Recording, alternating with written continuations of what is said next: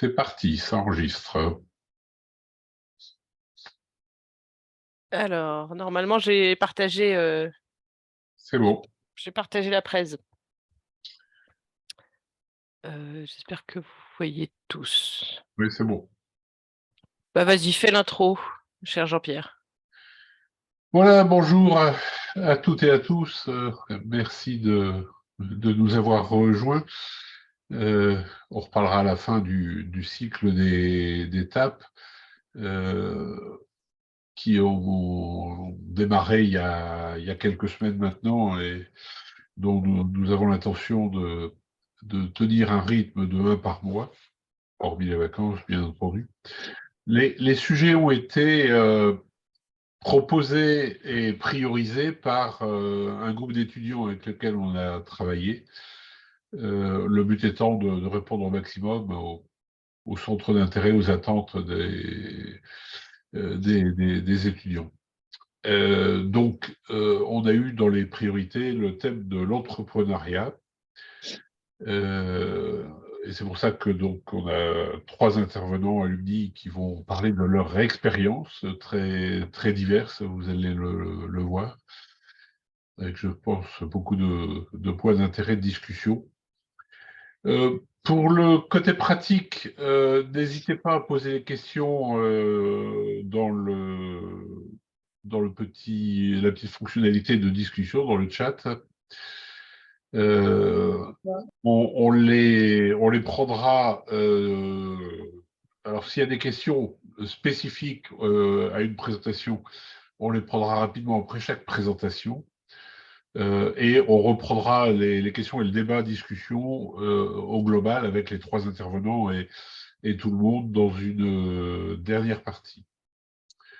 Donc, on a démarré l'enregistrement. L'enregistrement permettra de mettre à disposition de tous ceux qui n'ont pas pu se joindre les échanges. Donc, voilà pour les aspects pratiques. Donc, nos 3 intervenants, on a Maxime qui a fondé DOT. On écoutera tout ça dans le détail tout à l'heure. Ensuite, Anouk, alors Romain est alumni de Centrale Lille, promotion 2002. Anouk, elle, est IG2IN, est sortie récemment et elle a fondé une société donc, qui s'appelle Juste Ici et elle nous fera part de ses expériences, les bonnes et les mauvaises d'ailleurs. Et ensuite, on terminera avec Ronan, qui a fondé tout un tas de choses, d'après ce que j'ai compris, et qui maintenant est également business angel et de la promotion. Alors, j'ai quelque chose devant, c'est 2001, quoi. Voilà, 2001, pardon, j'avais une visu devant l'année. Voilà, donc chacun 10 minutes d'intervention. Donc plus ou moins, mais on va essayer de tenir le timing. 5 minutes de questions-réponses. Et puis on prendra plus de temps si on y arrive à la fin sur les questions-réponses globales. Là. Voilà, merci Jean-Pierre. Et on va commencer par Maxime. En fait, je pense que beaucoup de gens autour du micro connaissent DOT. Et en plus, il y a une semaine, c'était sous les feux de l'actualité avec le vote parisien. Donc Maxime, à toi de nous raconter cette belle aventure qui, malgré le vote parisien, va rester belle, non? Je l'espère. Merci Laurence. Donc effectivement, donc cofondateur de DOT, qui est un opérateur de micromobilité en partage. Donc concrètement, ce qu'on fait, c'est qu'on opère des vélos électriques, des trottinettes électriques dans de nombreuses villes en Europe. Pour donner juste un tout petit peu quelques chiffres et l'histoire de la boîte, on a fondé la boîte en 2018 à Amsterdam avec donc un autre Français qui s'appelle Henri, qui lui est basé à Londres. On a démarré au départ dans 3 villes qui étaient Bruxelles, Paris et Lyon. Et ensuite, on a testé le modèle dans ces 3 villes pour être sûr que ça fonctionne d'un point de vue utilisateur, du point de vue des villes. Et on a scalé la boîte ensuite sur pas mal de villes en Europe. Donc aujourd'hui, on opère dans à peu près 40 villes en Europe, à Londres. On va ouvrir à Madrid, on est à Rome, on est à Varsovie, on est à Bruxelles, on est à Stockholm. On est assez ciblé sur les grandes villes européennes. On opère à peu près 50 000 vélos électriques et trottinettes électriques. Une de nos spécificités, c'est que toutes les opérations sont internalisées. Donc, je ne sais pas si pour certains, vous vous rappelez les débuts de la micro-mobilité free floating, comme on l'appelait. Elle faisait à l'époque appel à ce qu'on appelait juicer. Donc, ça pouvait être n'importe qui se proposait pour recharger les véhicules. Nous, on a pris dès le départ un parti pris d'internaliser les opérations, de les gérer avec nos mécanos, avec notre personnel qui circule en vélo cargo dans les villes pour faire les opérations de recharge ou de repositionnement, pour pouvoir contrôler à 100% la manière dont on opérait dans les villes, assurer la bonne maintenance de nos véhicules et établir des relations de confiance avec les villes dans lesquelles on opère. Aujourd'hui, on a aussi à peu près 800 employés qui sont tous actionnaires de l'entreprise. Donc, que ce soit, je ne sais pas, un directeur France ou un mécano ou quelqu'un qui circule dans les villes, ils sont tous actionnaires de l'entreprise. C'est très important pour nous pour qu'ils se sentent tout simplement concernés par toutes les décisions et qu'ils se sentent vraiment propriétaires ou en tout cas copropriétaires de l'entreprise. Et ça se reflète dans la façon dont ils agissent. Donc voilà. Donc, je n'ai pas fait un truc trop long. Ça va peut-être être plutôt 5 minutes, mais j'ai essayé de réfléchir à quelques messages clés par rapport à mon expérience dans l'entrepreneuriat. Et le premier message, c'est qu'il n'y a pas d'âge pour être un entrepreneur. Donc, je sais que Ronan, par exemple, a commencé directement, je crois, après être sorti de l'école comme entrepreneur. Moi, ça n'a pas du tout été mon cas.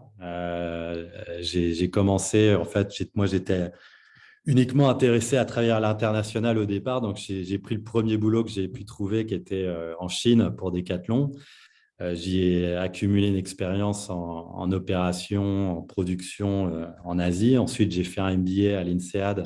J'ai appris un peu la gestion d'entreprise. Ensuite, j'ai rejoint une start-up, mais ce n'était toujours pas ma start-up. C'était une start-up que j'ai rejoint qui s'appelait Wayfair, qui était spécialisée dans le e-commerce. Et donc, j'ai pu apprendre grâce à cette expérience comment partir d'une toute petite entreprise. Quand je l'ai rejoint, on était en Europe, on était 5. Quand je suis parti, on était à peu près 1000. Mais ça m'a appris, sans être entrepreneur ou fondateur, à comment pouvoir gérer ou croître une entreprise. Et c'est seulement en 2018, donc il y a maintenant un peu moins de 5 ans, que parce qu'on a vu un problème sur le secteur de la micromobilité, parce qu'on a vu qu'il y avait beaucoup d'opérateurs américains et chinois qui avaient commencé à opérer, mais qu'ils ne savaient pas forcément comment collaborer avec les villes, mettre en place un modèle durable, etc. On s'est dit, tiens, pourquoi est-ce qu'on ne créerait pas DOT ?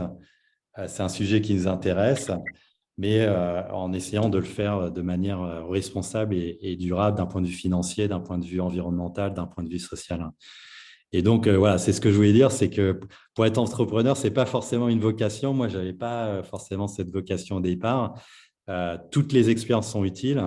On peut commencer à 40 ans, on peut commencer à 50 ans.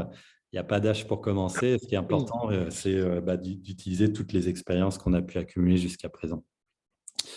Le deuxième message que je voulais passer, c'est que être entrepreneur, c'est quand même très prenant. On travaille tous les jours. Ça reste en permanence.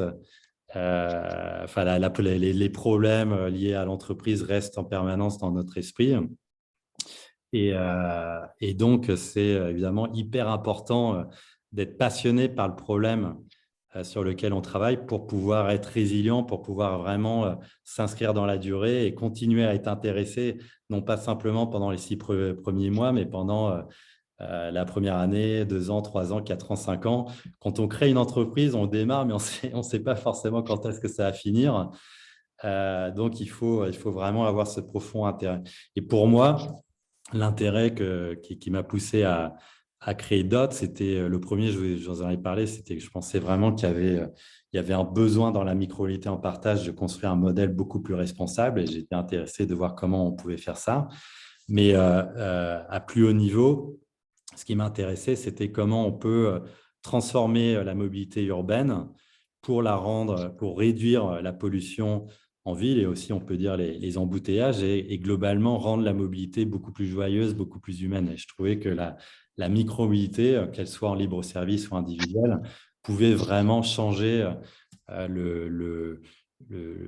vie des citadins, j'ai envie de dire, dans les villes pour, à mon avis, le mieux, dans un sens très positif. Donc voilà, c'est ce qui m'a passionné et je pense que pour vous, si jamais vous voulez un jour vous lancer dans l'entrepreneuriat, c'est hyper important de se lancer parce que vous êtes passionné par le problème, par le sujet et pas simplement par l'opportunité, disons, de gagner plus d'argent.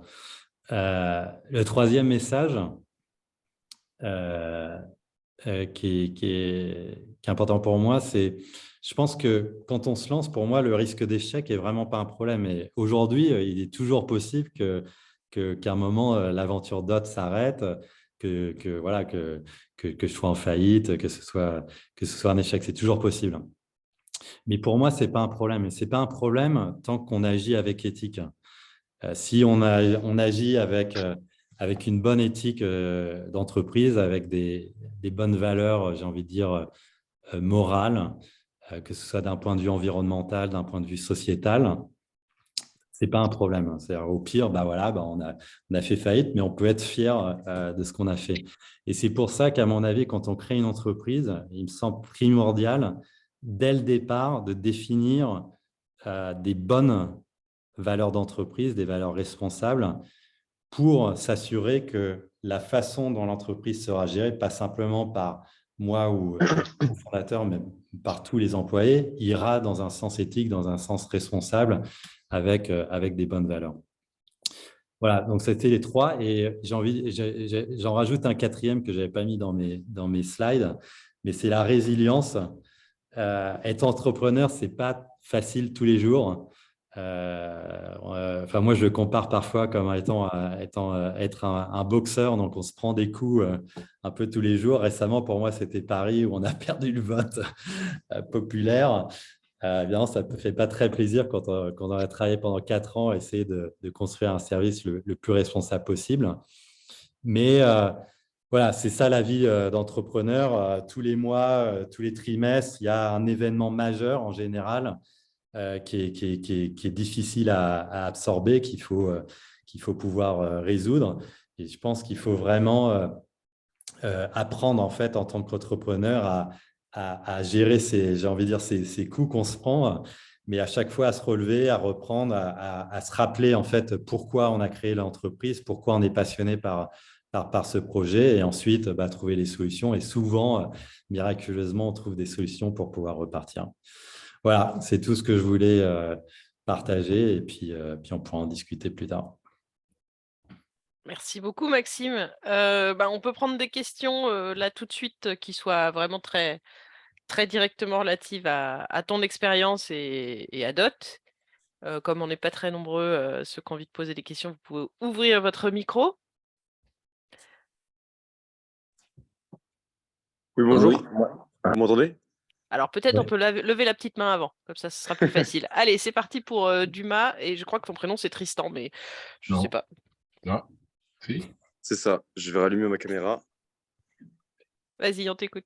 Voilà. Alors, donc moi, tout d'abord, je vais commencer juste par me présenter rapidement pour ceux qui ne me connaissent pas. Je viens ici pour représenter un peu l'association Genius, qui est donc l'asso d'entrepreneuriat de Centrale.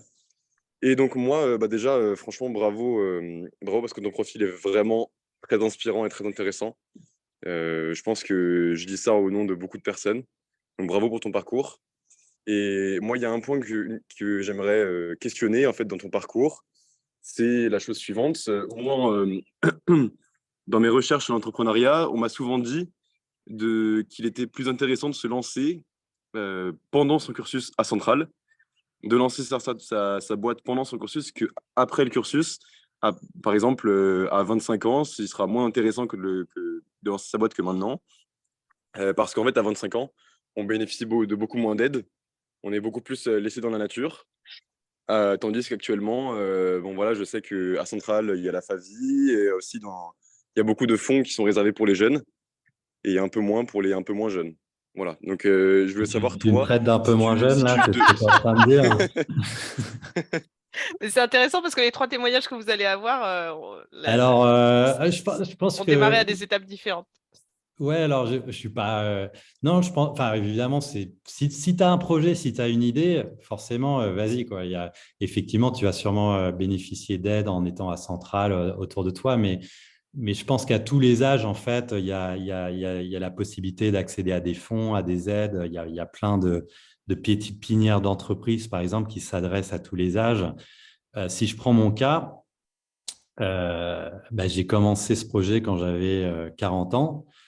Je n'ai pas utilisé de pépinière d'entreprise ou quoi que ce soit, mais en fait, ce que j'ai utilisé, c'était ma propre expérience qui m'a donné beaucoup de crédibilité avec mon cofondateur, l'équipe qu'on a rassemblée qui avait aussi beaucoup d'expérience, et ça nous a permis de lever dès le premier tour 20 millions d'euros en fait. Donc, si tu veux, Ah oui, d'accord. c'est pas forcément lié à l'âge, si tu veux, l'accès au fonds, c'est lié au projet, à l'équipe que tu rassembles et pour ceux en tout cas qui ont déjà une expérience, à l'expérience qui donne aussi une forme de crédibilité, quoi. Donc, je ne pense pas qu'il y ait vraiment de règles, tout est possible en fait. Ok, merci. Alors, il y avait quelqu'un d'autre qui voulait poser une question, en tout cas, qui a ouvert son micro tout à l'heure. Oui, oui, pardon, c'est moi. Je ne sais pas comment. Vas-y, Mathieu. Je sais pas comment on fait. C'est pas grave. Donc, ce que je voulais dire, c'est oui, donc il n'y a pas d'âge effectivement pour entreprendre, mais est-ce qu'on fait la même entreprise à 25 ans qu'à 40 ans et même plus? Est-ce Ça, je ne que... sais pas parce que je n'ai pas cette expérience. Mais non, je suppose que non. Je pense que la différence, je pense que pour parler en tout cas de mon propre cas, c'est quand on crée une entreprise après avoir déjà eu une expérience en entreprise, forcément, on a appris des choses. Donc, on va réutiliser une partie des choses qu'on a appris. Par exemple, chez Decathlon, pour ma part, une des choses que j'ai appris, c'est l'importance de la culture d'entreprise. Decathlon a une culture d'entreprise qui est très forte, à tel point qu'on dit que les employés pissent bleu. Et c'est vrai que c'est quelque chose que j'ai voulu reprendre chez Dot, pas avec les mêmes valeurs, mais parce que j'ai compris, en tout cas chez Decathlon, que le fait d'avoir une culture d'entreprise très forte, avec une vision, une mission très claire, en fait, ça permettait de faire en sorte que tous les employés de l'entreprise travaillent dans la même direction de manière autonome, sans avoir à leur réexpliquer à chaque fois ce qu'il faut faire.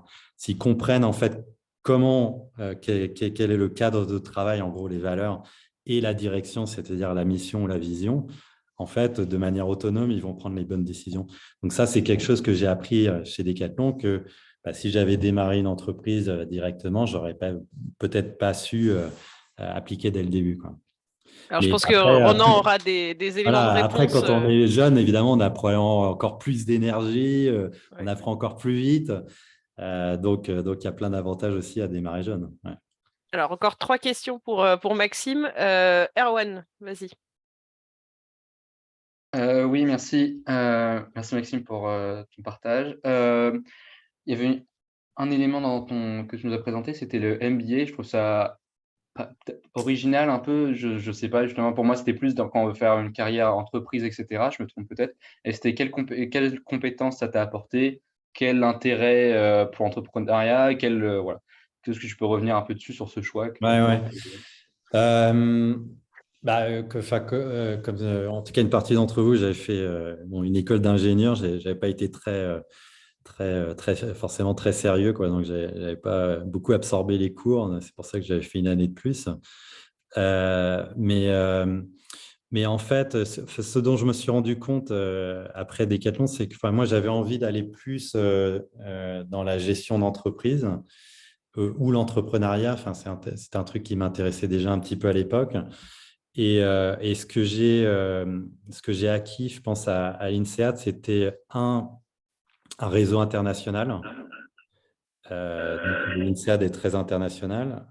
Deux, vraiment des connaissances générales et j'ai envie de dire un vocabulaire que je n'avais pas du tout, un vocabulaire qui permet ensuite de parler à des investisseurs. C'est-à-dire que avoir le bon langage financier ou marketing ou autre, en fait, permet aussi de communiquer avec des investisseurs avec le même niveau de langage et du coup d'avoir une plus grande crédibilité. Et ensuite, INSEAD, c'est aussi, en réalité, il y a pas mal d'entrepreneurs aussi qui sortent de l'INSEAD. Il y a, enfin, par exemple, dans ma promo, je ne sais pas si vous connaissez TransferWise, qui fait tous les transferts d'argent entre les pays et qui est une banque en ligne. En fait, Tavet, qui est estonien, a étudié avec moi tous les jours on va dire sur les mêmes bancs, quoi. Donc, il y a aussi pas mal d'entrepreneurs qui sortent ensuite de l'INSEAD. Et c'est vrai qu'on a un bon réseau ensuite avec les fonds d'investissement, les fonds de capital risque, etc., et avec une bonne crédibilité. Donc voilà, donc c'est à ça un peu que ça m'a servi. Ok. En sortant de l'INSEAD, en fait, j'avais réfléchi à être entrepreneur, mais j'avais plus un rond. J'étais même endetté à cause de l'INSEAD. Donc, du coup, c'est pour ça que je ne suis pas parti sur un projet d'entrepreneur direct. J'ai rejoint à la place une start-up, ce qui m'a permis de me rapprocher un peu du truc avant de partir sur un vrai projet entrepreneurial. Merci. J'avais une deuxième question. Vas-y, Arwan.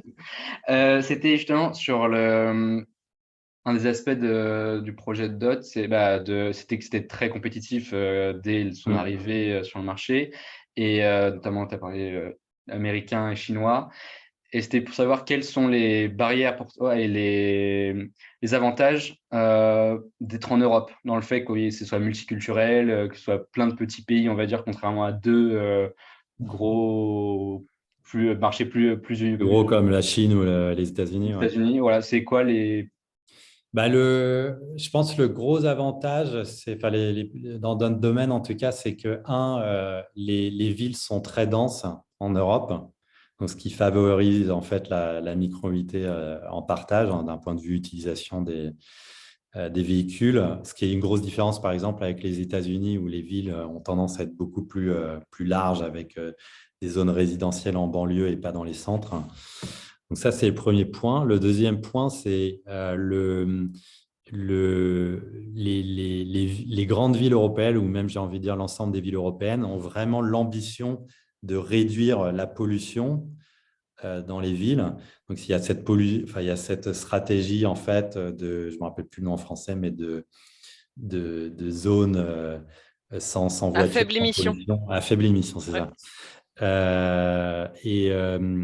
Et donc, en fait, il y a toutes les villes européennes aujourd'hui sont en train de transformer leurs infrastructures, construisent des pistes cyclables, réduisent la vitesse pour les voitures et globalement favorisent le développement de la petite mobilité, donc les vélos, les trottinettes, les vélos électriques, etc. Et tout ça, en fait, fait qu'aujourd'hui, ça favorise énormément le développement de notre activité en Europe plus que dans n'importe quel autre continent. En Chine, je connais bien parce que j'ai habité en Chine, mais en fait, la complexité, en tout cas pour nous, c'est qu'on n'est pas chinois et c'est quand même très compliqué de faire des affaires en Chine, d'autant plus quand c'est des marchés qui sont extrêmement régulés par les villes et donc, du coup, la politique est hyper importante et c'est clair qu'on n'aurait pas pu faire le poids face aux opérateurs chinois. En plus, il y a eu le Covid, un petit détail qui a un peu impacté pas mal de choses. Ouais. Ok, merci. Merci. On va prendre les questions de Quentin et après Louis, et puis après, on passera la parole à Anouk. Bonjour, merci pour votre intervention. J'avais une question aussi qui rebondit un peu sur la question d'Arwan. Quels ont été les enjeux de l'expansion de DOT? Combien vous êtes bureaux? Quelle est l'organisation au sein de chaque pays? Et qu'est-ce qui a été le plus difficile au niveau de l'expansion dans chaque pays, dans chaque ville en Europe? Alors, un truc intéressant peut-être pour vous, c'est qu'en fait, notre siège social est à Amsterdam. C'est là où on a démarré. Mais en fait, il s'est trouvé qu'on n'a pas pu opérer ni à Amsterdam ni aux Pays-Bas. Donc, en réalité, on a créé une boîte qui n'a jamais pu opérer dans le pays où était localisé le siège social, tout simplement parce que la réglementation a changé et ne permettait pas d'opérer des trottinettes aux Pays-Bas. Et donc, du coup, dès le départ, on a dû démarrer dans un autre pays que celui du siège social, qui s'est trouvé être la Belgique et ensuite la France. Donc, on s'est organisé tout de suite de manière à pouvoir opérer dans différents pays que celui où on était localisé en tant que siège social.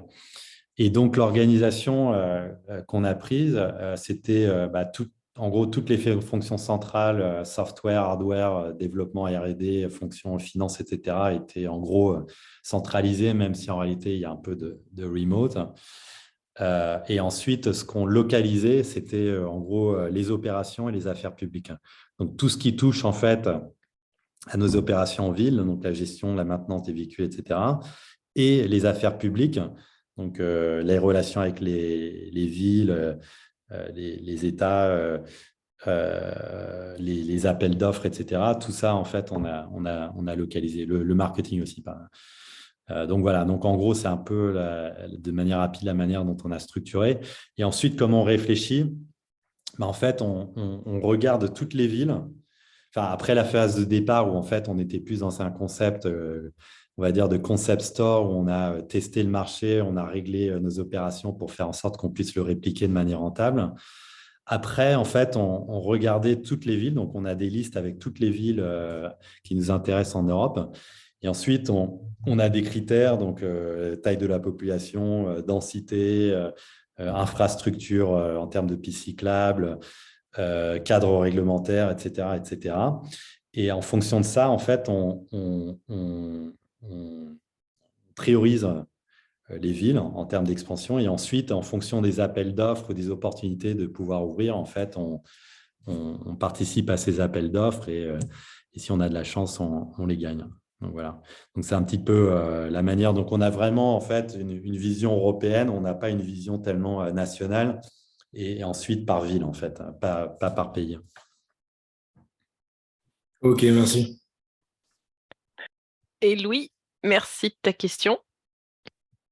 Bonjour à tous, bonjour Maxime, merci beaucoup pour ton retour d'expérience. Moi, une petite question sur plus l'equity de la société. C'est vrai que c'est une boîte qui a fait donc beaucoup de levées de fonds avec une dernière récemment et avec de la dette aussi. Est-ce qu'aujourd'hui, ce n'est pas contraignant, entre guillemets, d'avoir les fonds VC qui ont des parts très importantes au board? Est-ce que vous avez, c'est très direct, mais est-ce que vous avez encore tout votre mot à dire?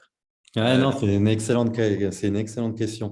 En fait, malheureusement, enfin, le business dans lequel on est très intensif d'un point de vue capital, hein, parce qu'on est obligé en fait d'acheter des flottes importantes pour pouvoir assurer le minimum de disponibilité ou de densité nécessaire dans les villes. Et du coup, on a besoin d'énormément d'argent. Et au début, comme on est une start-up, en fait, on ne peut pas accéder à la dette. Donc, du coup, on fait appel au capital. Effectivement, ça veut dire beaucoup plus de dilution que peut-être pour une autre start-up ou une autre entreprise. Alors, comment on a géré ça? Effectivement, aujourd'hui, les actionnaires, enfin les fonds ont aujourd'hui, en termes de parts, la majorité des parts. Par contre, au niveau du board, avec mon cofondateur, donc on contrôle encore en fait la majorité pas toutes les décisions, ça dépend un peu des types de décisions, mais la majorité des décisions, on les contrôle encore. Donc en fait, c'est pas forcément le pouvoir de décider n'est pas forcément directement lié en fait au pourcentage de parts dans la société. Donc après, c'est des questions légales, etc., de droit de vote, etc. Mais en gros, tant que tu peux négocier, en fait, ou que tu as suffisamment t'es suffisamment attractif pour les investisseurs, tu peux négocier des termes et une gestion du board qui fait en sorte que tu gardes quand même malgré tout la majorité du pouvoir. Bon, après, tu essaies quand même malgré tout de faire des décisions qui sont en ligne aussi avec les investisseurs le plus possible. Mais après, il y a ça. Et puis après, c'est important aussi de choisir les bons investisseurs. Donc, il faut pas, enfin, en tout cas, quand il y a le minimum de choix, il ne faut pas non plus prendre n'importe quel investisseur qui apporte de l'argent. Il y a différents types d'investisseurs. Il y en a qui sont plus intéressés, par exemple, par l'impact environnemental, l'impact social. Donc, nous, dernièrement, on a choisi quasiment que des fonds qui étaient intéressés par ces aspects-là, parce que justement, c'était important pour nous que ce soit aligné avec nos valeurs dans les décisions qu'on prenait sur la gouvernance ou sur l'entreprise. Voilà. J'espère que ça répond à ta question. Très clair, merci beaucoup. Alors, je rebondis juste là-dessus pour une question, parce que j'ai vu que votre première levée de fonds, ça avait été fait presque dès le début. Sans seed, c'était une série A directement, enfin, de ce que j'ai vu. Est-ce que ça a été un apport au niveau du réseau pour l'entreprise, ou c'était juste un besoin de cash pour acheter une flotte? Ou est-ce que vous avez, avec ton cofondateur, eu un impact positif, on va dire, sur l'ouverture à un réseau, l'ouverture à des nouveaux contacts, enfin vraiment un apport stratégique des fonds, ou c'était vraiment un besoin de cash qui a été… Non, c'était plus… alors après, c'est quand même… Enfin, c'était des très bons fonds, donc ils apportent aussi des conseils, mais ce n'était pas du tout pour le réseau. C'était principalement pour l'argent. On avait besoin d'acheter des flottes, on avait besoin de financer des équipes de développement, etc. Et donc… voilà, nous on savait en fait on avait dit très clairement que si on ne levait pas au minimum 10 millions pour le premier tour, en fait, on ne ferait pas le projet. Parce qu'en fait, on savait qu'on n'aurait pas la capacité en fait de rentrer en concurrence avec les Lime, Bird, etc. Si on n'avait pas un minimum de fonds pour acheter des flottes suffisantes pour assurer une bonne disponibilité pour nos utilisateurs. Donc voilà, c'était en gros… Go big or go home. C'était ça le principe. Merci beaucoup. C'est clair. Super. Merci beaucoup, Maxime. On va passer à Anouk, qui a une autre expérience de l'entrepreneuriat. Anouk, à toi de jouer. Bonjour. Merci. Alors, oui, moi, c'est totalement différent. J'ai 24 ans, j'ai fait du coup l'IG2I, j'ai terminé il y a 2 ans, je suis de la promo 2021. Et je vais pas vous raconter une belle success story sur le plan entrepreneurial, ça fut un échec puisque l'entreprise a fermé. Mais sur le plan personnel et professionnel, même, ce fut une totale réussite parce que ça m'a ouvert un nombre incroyable de portes et j'ai fait des rencontres incroyables, discuté avec des personnes dont j'aurais jamais imaginé pu échanger et j'ai énormément appris sur plan personnel comme professionnel. Pour le contexte, j'ai commencé à travailler sur mon projet entrepreneurial à 20 ans, quand j'étais en fin de 3e année à l'IG2I. À la base, j'avais pas spécialement envie d'être entrepreneur ou de faire un projet entrepreneurial. Ça m'est un peu tombé dessus. C'est l'année où j'ai pris conscience des enjeux environnementaux. Professionnellement, je me posais beaucoup de questions sur mon choix de carrière et personnellement, je me mettais au zéro déchet. Et il m'est arrivé une petite aventure, c'est que j'ai commandé un produit sur un site dit français avec plein de logos bleu, blanc, rouge, etc. Un produit zéro déchet et que j'ai payé 3 fois le prix en plus. Mais je me disais, bon, je fais une bonne action, je me mets au zéro déchet, c'est tout, ça va me durer dans le temps, etc. Et en fait, j'ai été un gros pigeon parce que j'ai reçu le colis 3 semaines après dans un emballage provenant de Hong Kong. J'étais victime du dropshipping. Qui est le principe d'un site qui se dit français mais qui achète à l'étranger, donc en Chine, et envoie le colis ensuite. Et je me suis dit, mais c'est pas possible en fait. À l'époque, j'ai fait des recherches du coup, et il n'y avait pas tant de sites qui référençaient des produits français, que ce soit zéro déchet ou locaux, etc. Et j'ai commencé à creuser la question.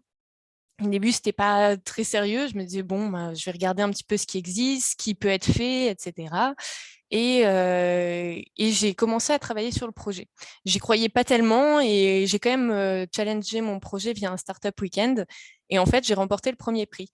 Donc, l'idée était de créer un site de produits provenant, locaux, zéro déchet, etc. Et j'ai commencé à travailler sur ça en parallèle de mes études pendant à peu près 1 an. Et le bilan au bout d'1 an, c'est que j'étais crevée. Enfin, le jour, je bossais pour les études et la nuit, j'étais entrepreneur. Donc, je commençais à me poser des questions sur la capacité à mener un projet seul, parce qu'une fois que la machine allait être lancée, difficile de prendre des pauses, des vacances, etc. Et j'ai rencontré un coach en entrepreneuriat à ce moment-là qui m'a mis en relation avec une autre personne qui s'appelait Vanessa et qui avait un projet similaire au mien, mais pour des produits provenant de l'agriculture raisonnée. Donc, on s'est dit, mais on peut regarder si ça fit et tout. Et en fait, on s'est super bien entendu. On a décidé de fusionner nos projets et on a commencé à travailler ensemble on a travaillé une petite année ensemble avant de lancer officiellement la plateforme. Donc, en parallèle de ma 4e et 5e année à l'IG2I, j'ai pu travailler sur ce projet entrepreneurial en remplaçant mon projet de fin d'études et mon stage de fin d'études par ce projet-là. Ce qui m'a permis de libérer beaucoup plus de temps et de souffler un peu parce que 3e année, c'était un peu difficile vu qu'il n'y avait pas ce temps disponible, on va dire, sur le temps d'études. Et j'ai été énormément accompagnée à ce moment-là, que ce soit par la CCI, par le programme Pépite des étudiants entrepreneurs. On avait aussi une agence de coaching en entrepreneuriat qui suivait Vanessa avant qu'on fusionne nos projets, qui s'appelle Start the Fuck Up, qui nous a aussi accompagnés sur le lancement. Et en avril 2021, on a lancé l'entreprise. Donc, ça s'appelait Juste Ici. C'était une marketplace avec des produits locaux. Donc, comme je vous disais, agriculture raisonnée, zéro déchet. On livrait sur l'île en vélo cargo. On avait un peu plus de 30 producteurs et un peu plus de 200 produits pour le lancement. Et en fait, au moment où on a lancé l'entreprise, notre rapport avec Vanessa a totalement changé. Enfin, vis-à-vis de moi, elle me communiquait plus tout à fait les mêmes choses, elle prenait la distance, elle se comportait de façon de plus en plus étrange. Et en fait, c'était devenu tellement étrange et bizarre et il y avait des choses qui passaient plus que ça a créé un froid. Et à la base, par exemple, on était censé mettre... Vanessa insistait pour qu'on mette 15 000 € dans le capital. Et moi, je n'avais pas forcément 50% des 15 000 € sur mon compte. J'étais encore étudiante. Et de ce fait, je m'étais renseignée auprès de mes proches pour qu'ils m'aident à mettre une partie de la somme.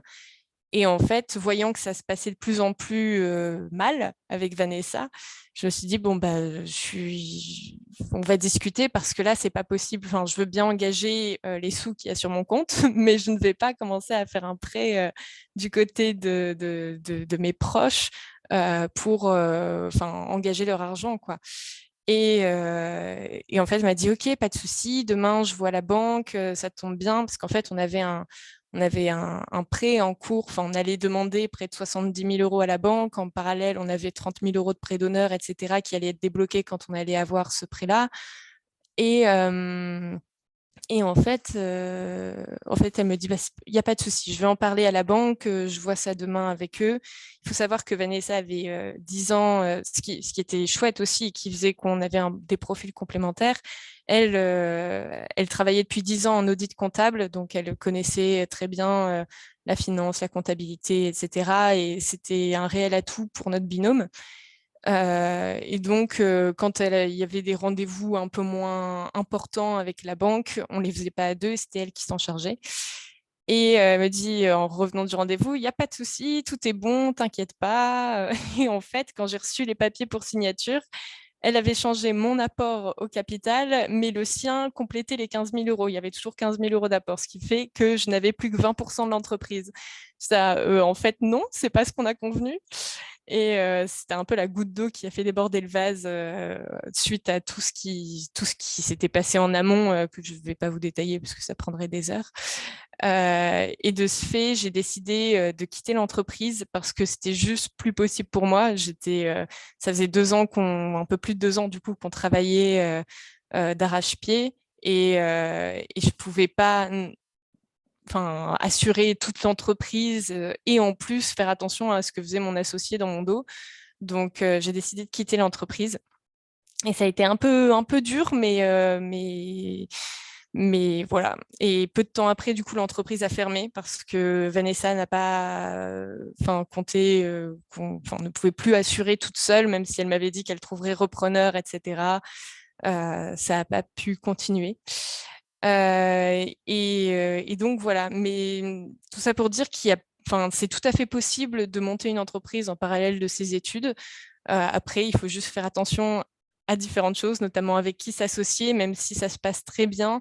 Je pense qu'il vaut mieux s'associer avec une personne avec qui on a longtemps travaillé et prouvé son travail, ou alors quelqu'un qu'on connaît depuis très, très, très longtemps. Et voilà, ne pas hésiter aussi à parler de son projet ou soumettre son projet à des personnes qui sont des sommités dans le domaine, parce que souvent, c'est plus simple d'aborder des personnes quand on a quelque chose de pertinent à leur proposer, plutôt, comment dire, ces personnes prendront sûrement le temps de vous répondre, et au pire, c'est pas grave. Mais dans tous les cas, vous avez tout à y gagner. Et voilà. Bon, j'ai fait assez court, mais voilà, n'hésitez pas si vous avez des questions.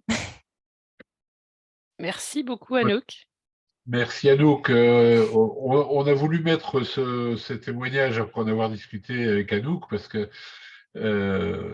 et on en a parlé dans l'intervention précédente, il peut y avoir des échecs, mais ce qui est intéressant, c'est de les analyser, de les comprendre et de voir la suite. Au passage, dans la préparation avec Anouk, elle me disait que ça ne lui avait pas fait passer l'envie de l'entrepreneuriat. Et un jour, elle reprendra un projet. Elle est d'ailleurs en train d'accompagner un projet de sa sœur actuellement. Voilà. Et y a-t-il des questions?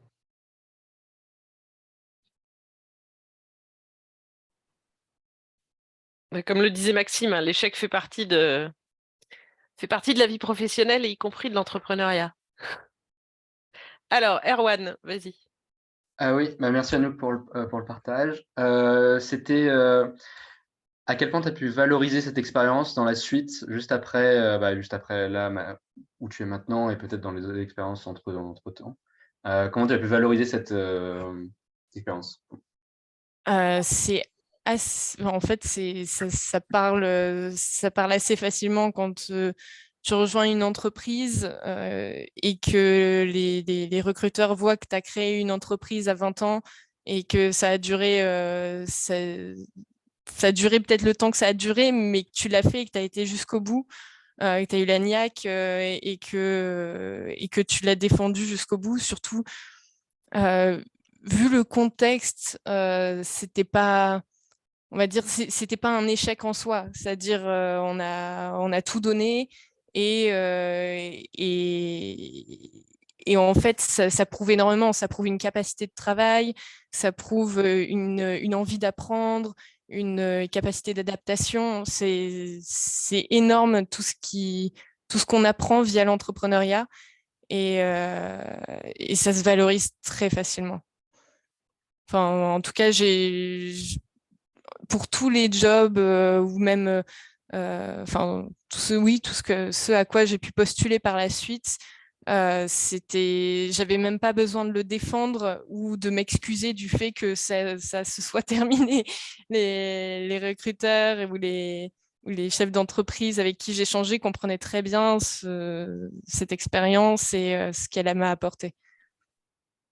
Et parce que est-ce que quand tu compares avec tes camarades de promo, par exemple, qui justement, parce que c'est le stage de fin d'études, parfois on nous le présente comme on est propulsé dans le monde professionnel, ça permet d'être un tremplin, etc.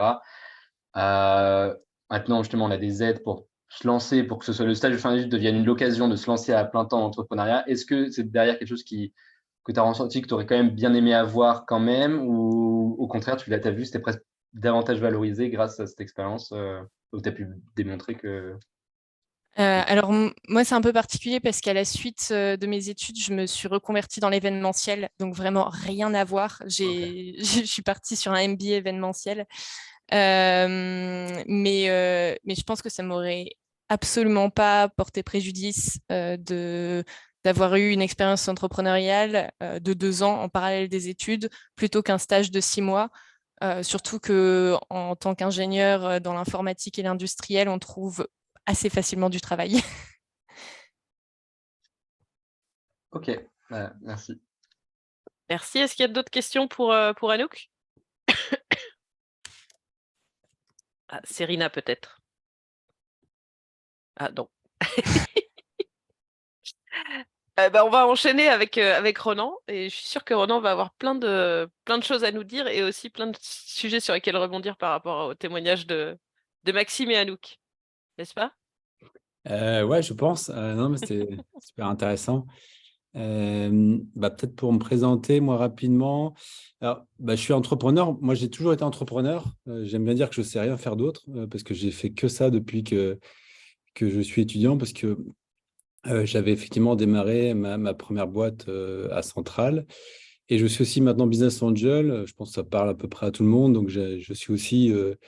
j'ai la chance de pouvoir maintenant aussi investir dans les boîtes, dans les aventures qui ne sont pas les miennes. Et ça, c'est très, très cool aussi parce que ça permet de contribuer à d'autres projets. On n'apporte pas que son argent, on apporte aussi un peu ce qu'on sait faire.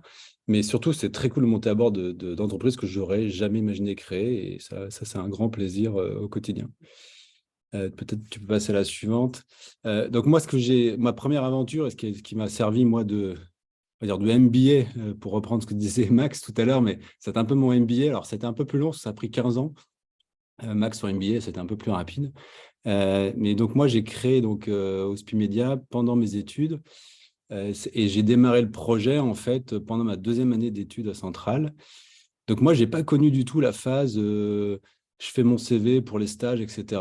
Et j'ai toujours l'impression d'être un peu décalé à Centrale par rapport à pas mal de monde, parce que j'avais décidé assez vite de pouvoir partir dès que possible sur une création d'entreprise. Et donc, j'ai fait juste un stage de première année. Et puis le reste, effectivement, à l'époque, déjà, l'école m'a permis de faire des stages dans des boîtes qui n'existaient pas. Donc, c'était assez magique. Donc j'avais des conventions, je crois que le labo de mécanique, pour être protégé pendant ma création d'entreprise. Et donc, en fait, moi, ce qui m'a mis le pied à l'étrier juste rapidement sur Hospimedia, je vais expliquer rapidement ce que c'est après, mais c'est qu'en fait, moi, à Centrale, j'ai hésité à arrêter mes études parce que je ne me retrouvais pas sur tout et j'étais passionné par la montagne et je voulais devenir guide de haute montagne. Ce que j'ai fait temporairement, je suis parti à Chamonix, commencer à préparer le concours de guide. Et en fait, pendant le concours de guide, j'étais avec des potes qui étaient déjà guides là-bas, donc ils m'ont dit, vas-y, on va te préparer, ça va bien se passer. Et en fait, c'est là où j'ai vraiment pris conscience qu'il fallait que je fasse vraiment un truc qui me plaise. Au final, je n'ai pas fait guide de haute montagne et je pense que j'ai bien fait. Ça ne m'empêche pas de faire la montagne aujourd'hui, mais en fait, je suis revenu à l'école et à l'époque, le directeur de l'école m'a beaucoup aidé. C'est Jean-Claude Gentina à l'époque, qui m'a dit, je pense que c'est lui qui m'a un peu aidé à mettre le pied dans l'entrepreneuriat. Il m'a dit, prenez ce qui vous intéresse dans cette école et sortez aussi de l'école, allez voir d'autres en dehors de l'école, parce qu'il se passe plein de choses en dehors de l'école. Et c'est ce que j'ai fait au pied de la lettre. Et c'est comme ça que j'ai rencontré une personne qui était assez importante pour moi, parce que c'était avec lui qu'on a créé Hospimedia. C'est quelqu'un qui était un peu plus âgé que moi, qui avait 5-6 ans, qui était un entrepreneur déjà. Et on s'est rencontrés un peu par hasard, enfin pas complètement, mais via la junior entreprise de l'école à l'époque. On faisait une mission pour des entreprises, et donc c'était un des clients de la junior entreprise. Et moi, j'étais plutôt le tech des deux, parce que moi, j'aimais bien, je découvrais Internet à l'époque, en 2001, et lui avait un pied dans la santé, et c'est ça qui a donné le point de départ à Hospimedia. Hospimedia, pour vous expliquer rapidement, l'idée, c'était de créer un média à destination des établissements de soins, publics, privés, en France, pour les informer, un peu comme Les Échos, le journal Les Échos, vous connaissez sans doute, et voilà, mais complètement dédié au métier de la santé, sur tous les sujets un peu chiants de l'hôpital, donc les marchés publics, les ressources humaines, l'organisation, tout ce qui est vraiment très derrière le soin, quoi.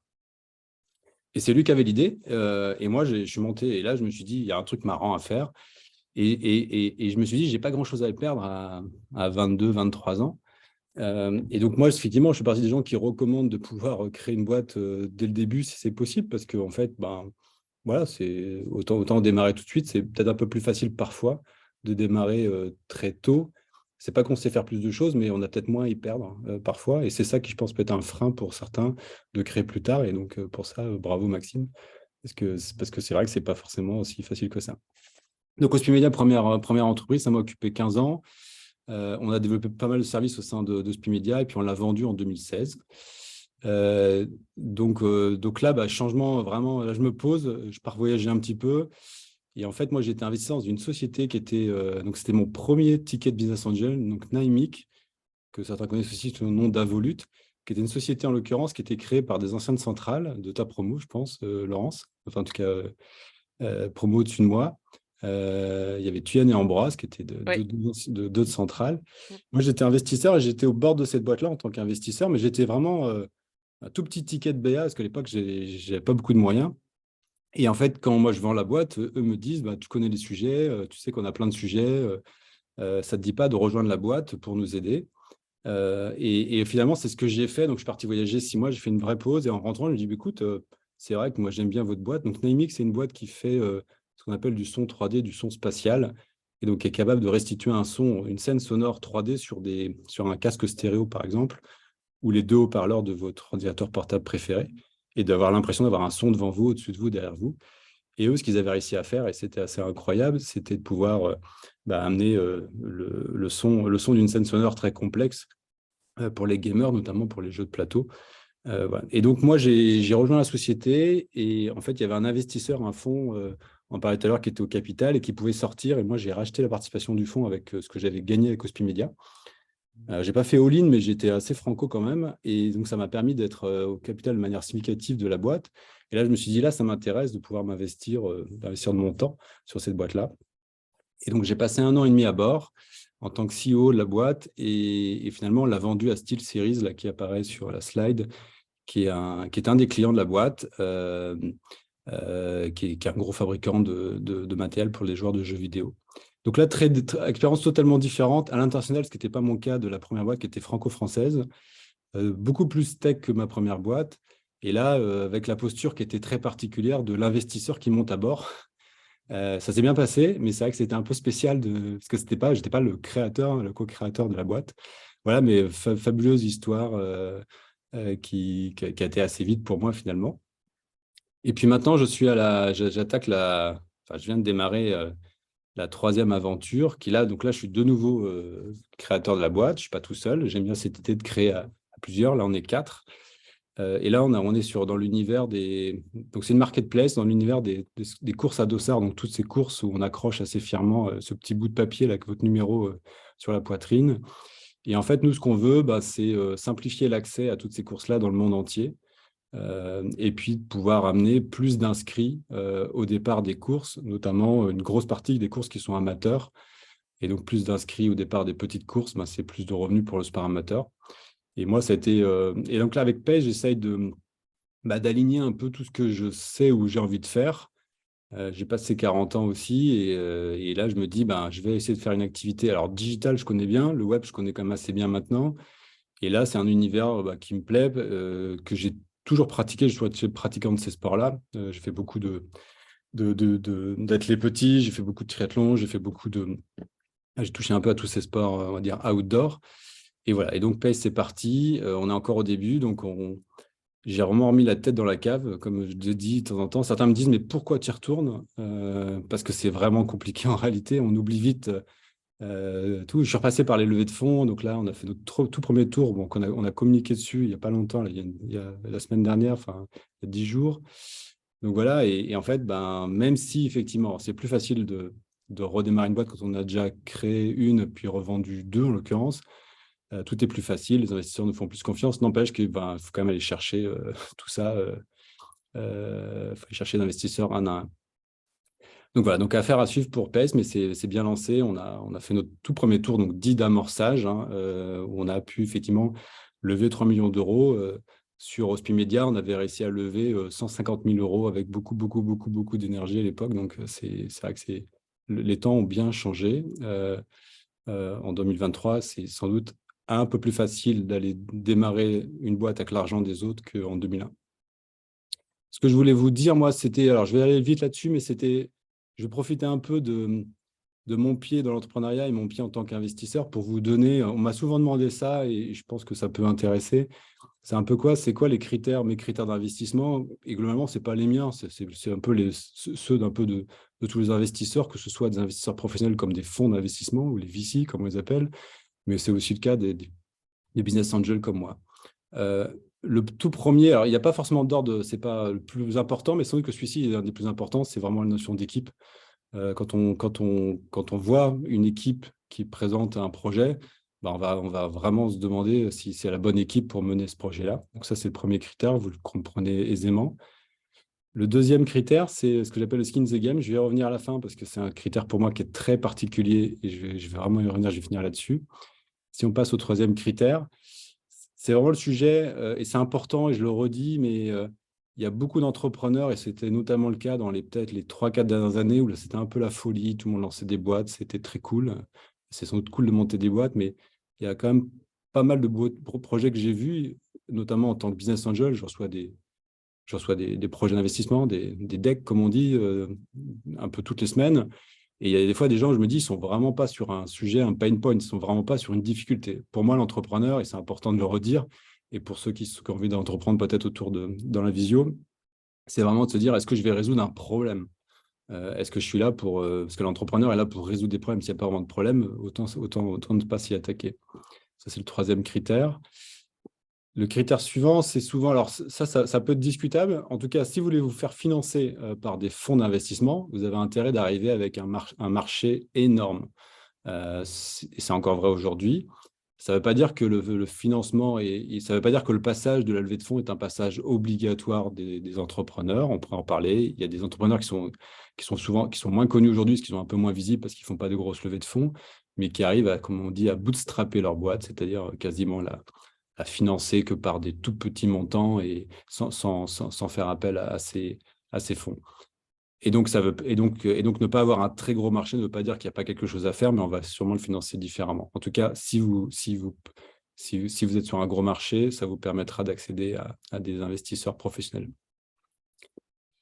Le sujet aussi que va regarder évidemment, c'est de quel produit on parle.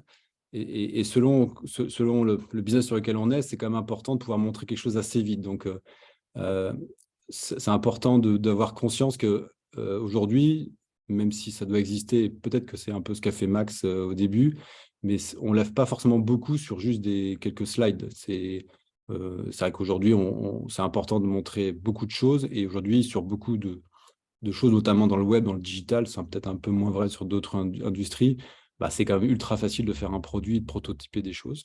Donc, c'est un élément clé. C'est important aussi de toujours identifier sur un paquet de business, est-ce qu'il y a vraiment des barrières à l'entrée ? Et en tout cas, les investisseurs vont valoriser la notion de barrière à l'entrée. Les barrières à l'entrée, il y en a plein. Ça peut être une technologie qui est brevetée. Ça peut être un bon sujet de barrière à l'entrée. Mais les barrières à l'entrée, ça peut être plein d'autres choses. C'est des choses qui ont été délivrées très vite par la startup à date et qui ont donné de l'avance. Ça peut être une vraie barrière à l'entrée aussi.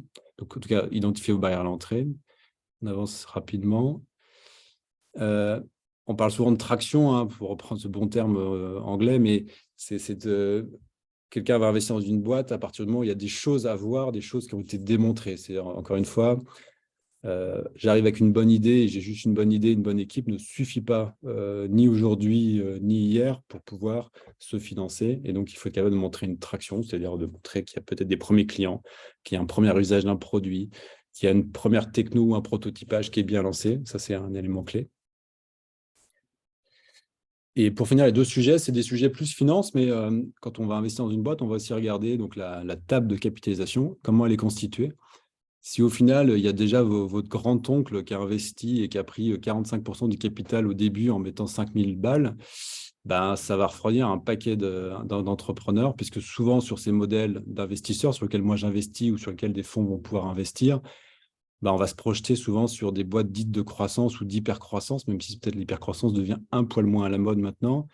C'est de se dire, est-ce que les entrepreneurs, quand ils vont se faire diluer sur 1, 2 ou 3 tours de table, est-ce qu'ils vont rester suffisamment présents, avoir une présence suffisamment importante dans cette table de capitalisation pour être suffisamment motivés ? Parce que finalement, si à un moment vous avez 1% d'une boîte, c'est peut-être un peu plus compliqué d'être motivé, surtout au début, je parle, si vous avez 1% d'une boîte quand vous êtes en série F, c'est peut-être un autre sujet. Mais voilà, cette cap table est importante. Et pour finir, le dernier critère, c'est la notion d'exit. Donc, c'est comment est-ce qu'en tant qu'investisseur, et c'est un vrai sujet pour les investisseurs professionnels qui, eux, sont très limités dans le temps. Le business angel, peut-être un peu moins, il peut avoir un temps un peu plus long. Mais c'est de se dire, effectivement, comment est-ce que je vais sortir de cette boîte ?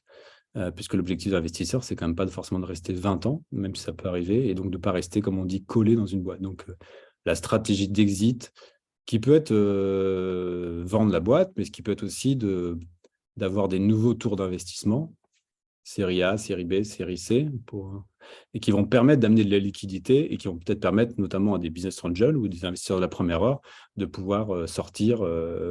Et donc, cette liquidité, elle est importante aussi.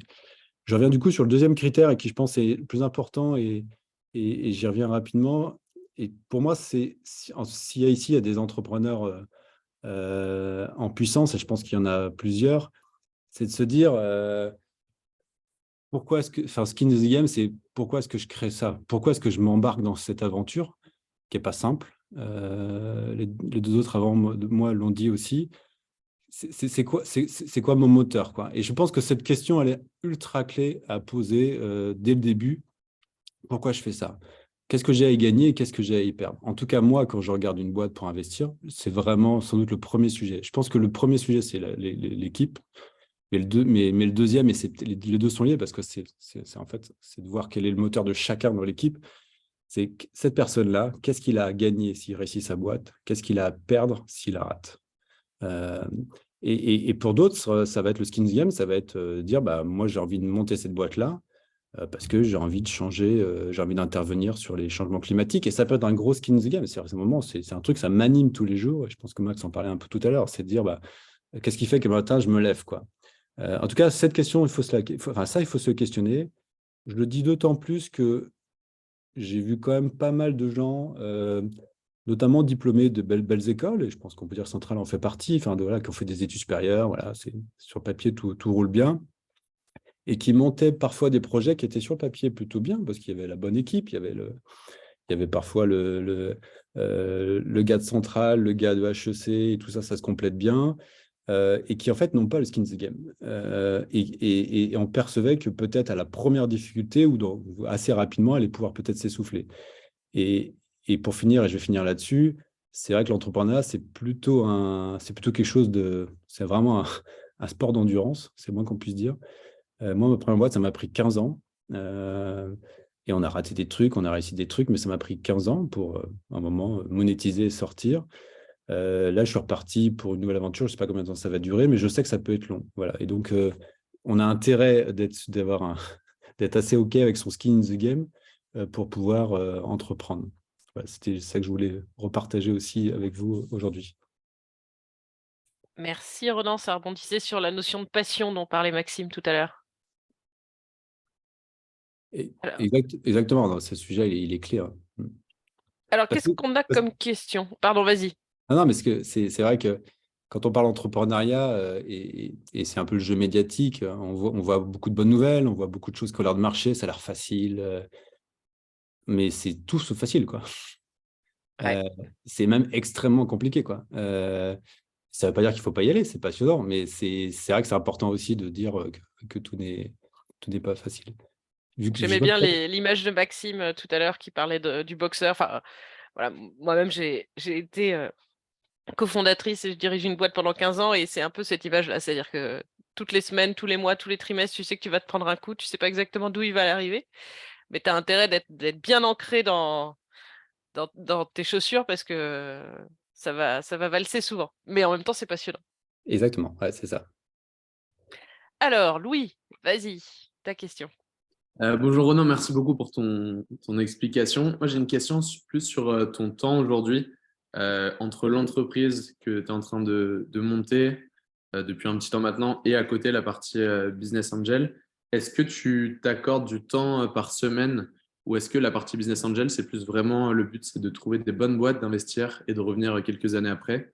Il y a aussi un rôle de conseil où tu vas aider les entrepreneurs par ton expérience sur ce qu'ils font, les choix stratégiques, au board notamment, ou est-ce que c'est vraiment un but financier, on va dire? Non, c'est une bonne question. Alors, moi, j'ai connu une période, notamment quand j'ai vendu la première boîte, où j'ai eu le temps d'investir, donc j'ai pris un peu ce temps-là. C'était bien, c'était plaisant d'ailleurs.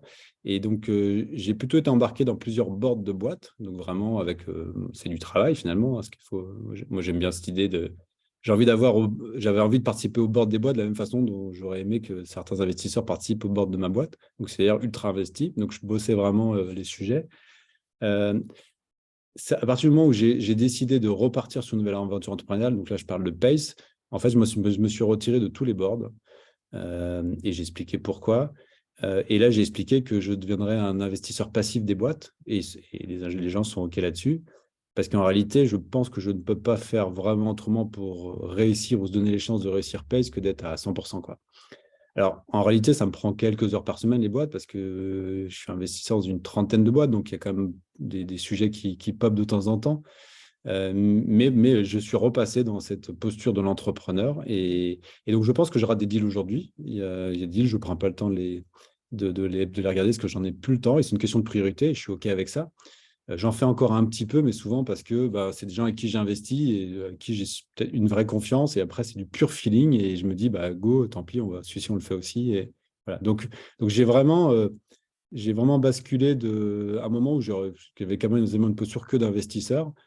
Et voilà, être entrepreneur, c'est full-time. Et peut-être qu'à un moment, je reviendrai tranquillement dans quelques années à une posture plus d'investisseurs. Donc là, j'aide pas trop les boîtes pour être transparent avec toi, dans lesquelles je suis, si ce n'est sur des sujets très ponctuels.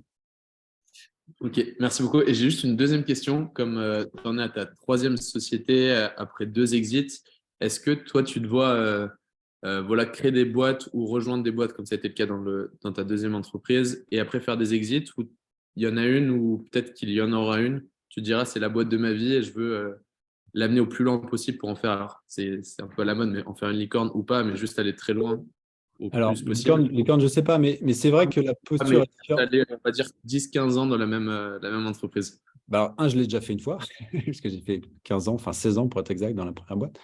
Mais c'est vrai que là, sur celle-ci, le temps n'est pas le même. C'est-à-dire que première boîte, j'étais content de sortir. Ça faisait 15 ans que j'étais dans la même industrie, mais c'était aussi la manière de monétiser. Et moi, je voyais la possibilité de faire mon exit comme une manière de, quelque part, générer pas mal d'argent et de me dire, en fait, c'est un vrai levier pour faire plein de choses, quoi. Enfin, vous voyez, moi, je suis pas en train de je suis pas sur les côtes brésiliennes ou je ne sais trop où. Non, mais en tout cas, c'est pas mon truc. Enfin, moi, j'aime bien faire plein de trucs, mais je pense pas que j'ai pas envie de juste de plus rien faire, quoi. Et je pense, en fait, je connais pas d'entrepreneur. J'en connais aucun qui a fait ses exits et qui est pas reparti, en fait.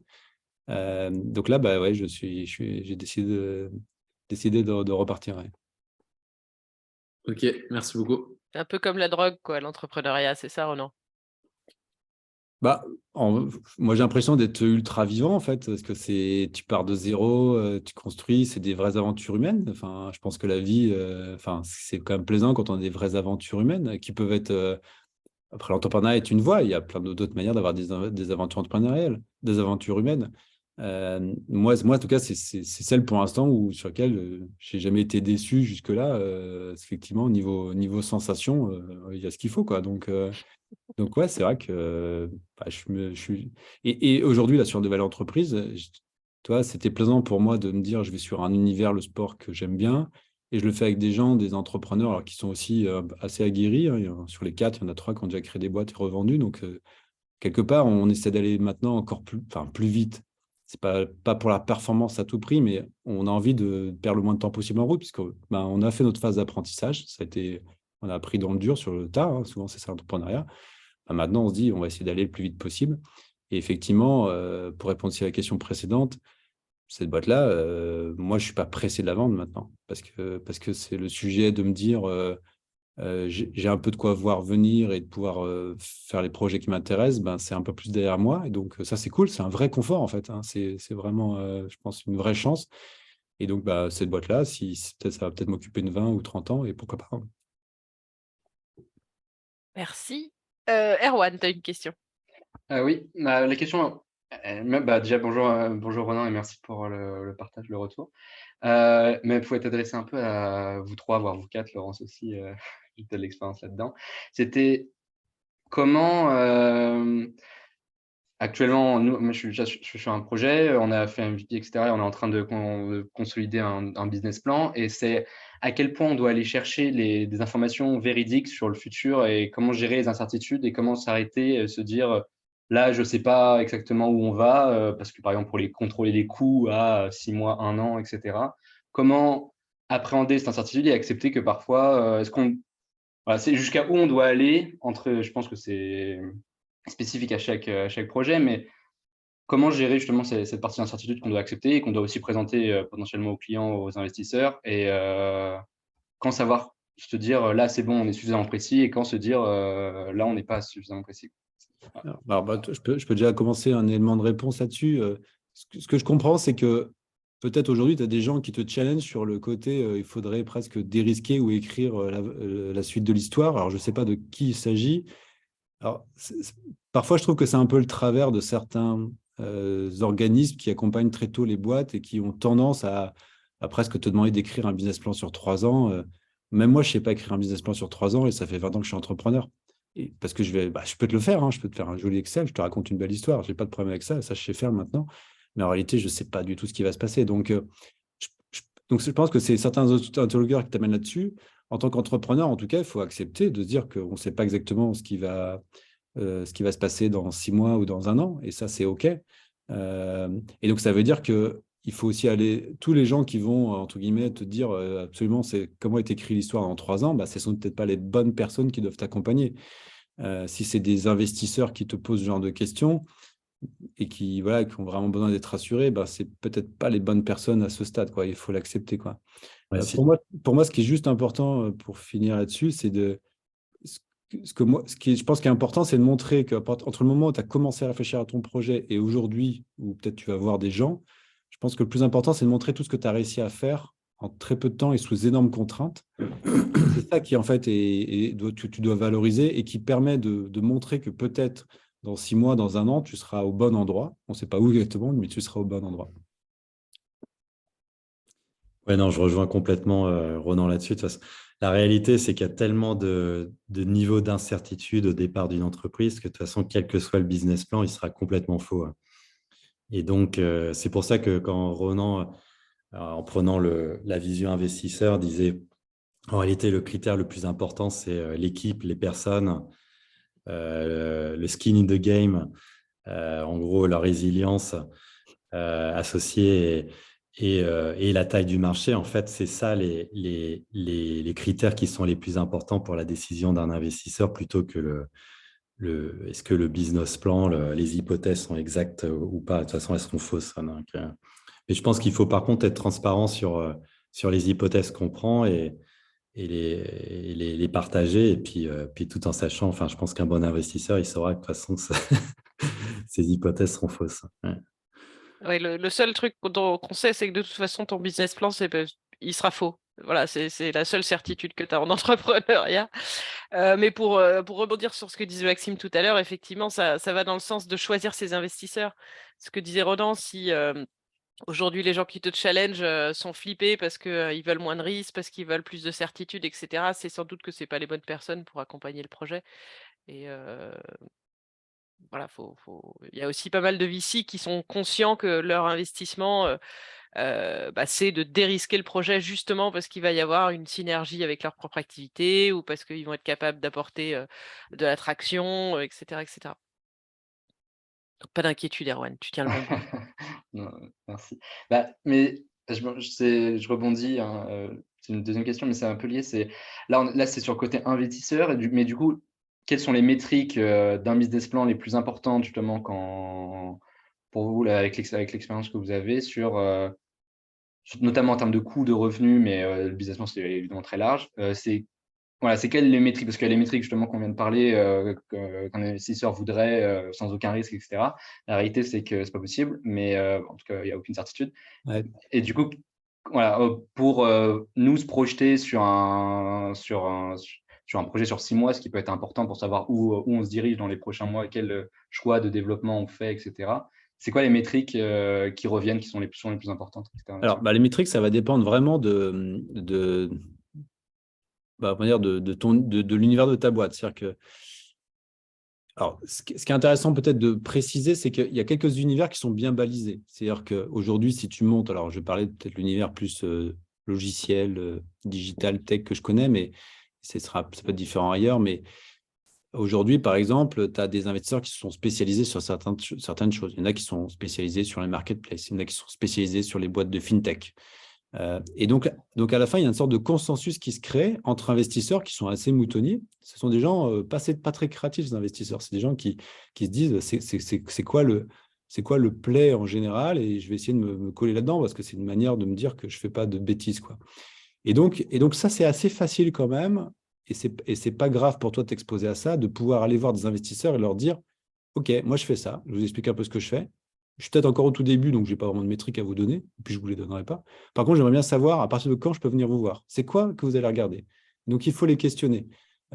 Et peut-être, par exemple, sur une marketplace, le consensus était de dire, je peux commencer, pourquoi pas, à aller voir des investisseurs en série A à partir du moment où j'ai 100 000 euros de revenus par mois. Voilà. Bon. Mais ça, une fois que tu as dit ça, ce n'est pas applicable à ce que fait Maxime, par exemple. Je ne pense pas. Parce que lui, il est sur un business où il a des flottes de vélos à faire, et enfin, tout le sujet est complètement différent, quoi. Donc, toi, il n'y a pas de réponse unique à ça. Par contre, c'est facile de questionner ces investisseurs professionnels. Pour ce qui est des business angels, c'est un peu différent parce que je pense que le business angel, il va investir aussi un peu plus tôt que ces investisseurs professionnels, vraiment en pur amorçage. Et donc là, honnêtement, les métriques, on va regarder, effectivement, j'ai dit tout à l'heure s'il y avait un peu de traction, mais on va plutôt essayer de voir comment les entrepreneurs ont été malins à date pour essayer de faire un premier bout de produit qui arrive à transformer un peu, quoi. Et donc là-dessus, moi, je ne vais pas te dire que j'ai des critères ou des métriques spécifiques à donner, je ne les ai pas. Ça va dépendre à chaque fois de chaque projet. Bien sûr. OK. Merci. Merci, Quentin, tu as une question? Oui, bonjour Ronan, merci pour votre retour d'expérience. Vous avez déjà vécu 2 rachats et aujourd'hui vous êtes chez Pace. Est-ce que maintenant, dans votre projet aujourd'hui et dans les projets futurs, vous arrivez à savoir si une boîte, elle va être vouée à un rachat ou vouée à une croissance, ou au contraire, vous êtes plus en mode on verra ce qui se passe et c'est plus l'aventure humaine, comme vous avez évoqué avec Louis tout à l'heure, qui vous intéresse? Alors, non, ça, je pense que ça se décide. Tu ne peux pas voguer, enfin, il faut avoir un peu de tactique. Donc, même si cette boîte-là, comme je le dis, avec un peu de légèreté, je suis sur un hiver qui me plaît, etc. Mais je le fais. Enfin, en tout cas, celle-ci, j'ai décidé de ne pas la faire en mode cool. Sinon, là, j'irais peut-être plutôt sur les côtes brésiliennes faire du kitesurf plutôt, quoi, pour quitte à être cool. Donc non, il y a une vraie tactique dès le début. Et nous, la tactique qu'on a pris concernant Pace, c'est de se dire on va essayer de se financer au mieux parce qu'aujourd'hui, c'est possible d'aller chercher beaucoup d'argent sur un projet. Et c'est encore vrai en 2023, même si voilà, c'est un peu plus chahuté qu'en 2021 ou en 2020. Et nous, comme on a cette idée d'aller le plus vite possible, on ne s'interdit rien. C'est ça qui est assez marrant. Et c'est peut-être parce qu'on est un peu plus mature maintenant, mais typiquement, nous, on est aussi à l'achat sur des boîtes. Donc, on est en train d'initier un modèle de start-up qui n'est pas classique, en tout cas que les VC ne sont pas habitués. C'est de dire, on va avoir un sorte de développement qu'on appelle, nous, organique. Un peu, voilà, on développe nos propres produits, nous, on monte nos propres équipes et on vend tout seul comme des grands, ce que fait une start-up. Entre guillemets, pour essayer d'aller plus vite possible sur un marché. C'est ça qu'on achète sur une start-up. Mais en parallèle, on regarde aussi pour acheter des boîtes pour aller plus vite. Donc, ça veut dire qu'on va avoir un développement à la fois organique et de M&A, enfin d'acheter des boîtes. Et ça nous fait bien marrer, quoi. C'est dire, là, c'est marrant de voir comment est-ce qu'on peut créer un modèle un peu hybride de développement sur ce marché-là, parce qu'on est sur aussi un marché sur lequel il y a la possibilité de racheter des boîtes, ce qui n'est pas forcément le cas de tous les marchés ou de toutes les startups. Mais nous, c'est possible. Donc, je ne sais pas si je réponds bien à ta question, mais il y a vraiment cette idée. Non, il y a une vraie tactique. Tu ne peux pas piloter ta boîte juste à vue, parce que je pense que si tu veux, parce que tu vas avoir des grosses difficultés. Enfin, c'est-à-dire, tu vas à un moment, il faut quand même avoir nos investisseurs qui sont rentrés sur ce tour-là, on leur a vendu un projet quand même. Et ce projet, on va dire, c'est important de le respecter. Et c'est parce qu'on va le respecter que ça va nous donner la possibilité, sans doute, si on en a besoin, de relever de l'argent. Voilà. Et donc, c'est un sujet de crédibilité quand même qui est clé. Ok, merci. Merci. Est-ce qu'il y a d'autres questions? J'en ai encore. Erwan, il en a pour toute la nuit, je crois. Du coup, c'était une question encore pour un peu tout le monde. C'était quand est arrivée la validation marché, parce qu'on parle aujourd'hui pas mal de product market fit pour une fois qu'on a déjà quelque chose à vendre et ils sont prêts à l'acheter, même en amont, avant qu'on est en train de faire le développement et de finir le développement. Comment vous êtes allé chercher cette validation? Comment vous avez identifié cette validation marché, surtout et souvent cette part de marché, parce que souvent on ne s'adresse pas forcément à tout le monde, on s'adresse à une partie du marché. Comment vous êtes allé la chercher pour avoir une validation et sous quelle forme en fait cette validation a pris forme? Est-ce que c'est forcément ils sont prêts à mettre de l'argent pour l'acheter ou alors ça peut aussi prendre d'autres formes voilà. Moi, je peux commencer à répondre. Bah, pour moi, à chaque fois, ça a été à partir du moment où un client a acheté le produit. Enfin, en tout cas, voilà. Sans doute parce qu'on était sur des boîtes, enfin, en tout cas, j'étais sur des boîtes où, c'est le cas actuellement, on est sur des produits finis. On n'est pas. Je pense que ça pourrait être assez différent pour des boîtes de très grande technologie, on va dire deep tech, où à un moment, toi, les jalons ne sont pas les mêmes. Mais nous, c'était vraiment, quand on commence à avoir des clients qui achètent, on se dit que là, il commence à se passer un truc parce que tu ne sors pas de l'argent juste pour le plaisir des entrepreneurs, quoi. Donc pour moi, c'est ça un peu ça la validation ultime du product market fit, quoi. Après, c'est pas parce que tu as des premiers clients que tu y es. Et nous, aujourd'hui, par exemple, sur Pace, aujourd'hui, on vend, on a pas mal de clients. Mais pour moi, le product market fit, on ne l'a pas encore trouvé.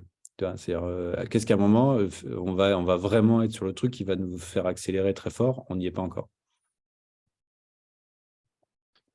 Maxime, ton témoignage? Je pense que je suis un peu dans un cas particulier, donc je ne suis pas forcément représentatif. Mais nous, la difficulté qu'on avait, c'était que, en fait, on ne peut pas prouver le product market fit avec, on va dire, une trottinette ou 10 trottinettes ou 10 vélos. En fait, nous, le seul moyen pour prouver le product market fit, le product étant en gros une flotte étendue à l'échelle d'une ville qui offre un service, on peut dire quasiment de transport public, c'était justement de pouvoir déployer une flotte à l'échelle d'une ville de taille significative et ensuite pouvoir prouver qu'il y avait effectivement une utilisation importante et que la rentabilité pouvait être atteinte avec ce type de service. Et donc, en fait, dès le départ, on a été obligé de convaincre les investisseurs d'investir un montant assez important sans avoir pu prouver en fait totalement le product market fit, même si il y avait déjà des opérateurs qui, aux États-Unis ou autres, avaient montré qu'en tout cas, il y avait un marché important pour ça, si ce n'est la rentabilité, quoi. Anouk, de ton côté? Nous, le projet a été assez rapide, on va dire, une fois lancé, donc ça a été très court, on va dire. Mais en fait, on avait deux marchés, du côté des producteurs et du côté des consommateurs. Donc, du côté des consommateurs, c'était plutôt la partie des personnes qui achetaient et qui rachetaient par la suite, qui étaient convaincues par les produits, et aussi la partie qu'ils recommandent à leur connaissance et voir que, en fait, ils devenaient ambassadeurs de nos produits. Et de l'autre côté, c'est les producteurs, on va dire qu'on leur facilitait énormément la tâche parce que sur le marché, on va dire que nos concurrents étaient orientés consommateurs, tandis que nous, on était vraiment plutôt orientés producteurs, c'est-à-dire on leur facilitait beaucoup de choses. Et en fait, ils recommandaient aussi, on avait des producteurs qui quittaient d'autres plateformes concurrentes pour nous rejoindre. Et en fait, ça allait vraiment dans le bon sens de ce côté-là, quoi. Donc, bon, après, comme ça s'est terminé rapidement, on n'a pas atteint des summums, mais voilà. Bon, merci beaucoup. Je vois qu'il est 20h30. Je me dis qu'il est peut-être l'heure d'aller dîner.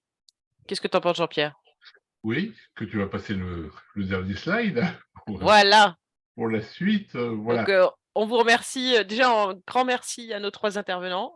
C'était super. Voilà. On savait que ce serait super. Merci Maxime, merci Ronan, merci Anouk. Et voilà, au nom de tout le monde. Mais c'est pas fini, n'est-ce pas, Jean-Pierre? Oui, alors, tout à l'heure, il y a eu une intervention je ne sais plus quel était son prénom, Tristan. mais de Tristan de Gélius. On lui renvoie l'ascenseur. Demain, c'est leur tour. Et donc, Je suppose que vous avez l'information, mais je la confirme. Demain soir, il y a un apéro entrepreneur au foyer de la résidence à Villeneuve d'Ascq. Donc, comme vous vous intéressez au sujet de l'entrepreneuriat, allez-y. Moi, j'y serai en tout cas pour faire le lien entre nos deux actions, Genius et Centrale Lille Alumni. Par ailleurs, sur notre programme de TAP, je le disais en introduction, on essaye d'en faire un par mois. Le prochain, ça sera le 23 mai, toujours en visio. Et là, on va essayer de montrer qu'on peut avoir suivi une formation d'ingénieur et avoir un parcours qui n'est pas un parcours normal d'ingénieur. Donc, il y a des parcours atypiques. Alors, il y en a des quantités d'ailleurs. On a dû faire un choix, on en a pris 3. Et 3 qui ont accepté de participer. Il y aura François qui a fait une carrière de comédien et de scénariste. On a Marc qui, lui, a fait une partie de sa carrière dans les ONG. Et enfin, on a un entrepreneur. Alors, c'est un lien quelque part avec notre sujet aujourd'hui. Donc, Pierre, qui est entrepreneur et maraîcher également. Donc, ça, à nous qu'on est dans un domaine qui est pas très éloigné des tiens. Donc, on compte sur toi le 23 mai. Donc, notez la date. Vous êtes les bienvenus. Merci encore à tous. Voilà, et merci à tous les 3 et à tous les participants. Donc, je rappelle que nous allons mettre à disposition l'enregistrement pour vous et pour ceux à qui vous pourrez en parler, qui pourraient s'intéresser au sujet et le revoir en replay. Voilà, bonne soirée. Bonne soirée. Beaucoup, bonne À soirée. Merci beaucoup, bonne soirée. À bientôt. Bonne soirée, au revoir. Ciao. Ciao.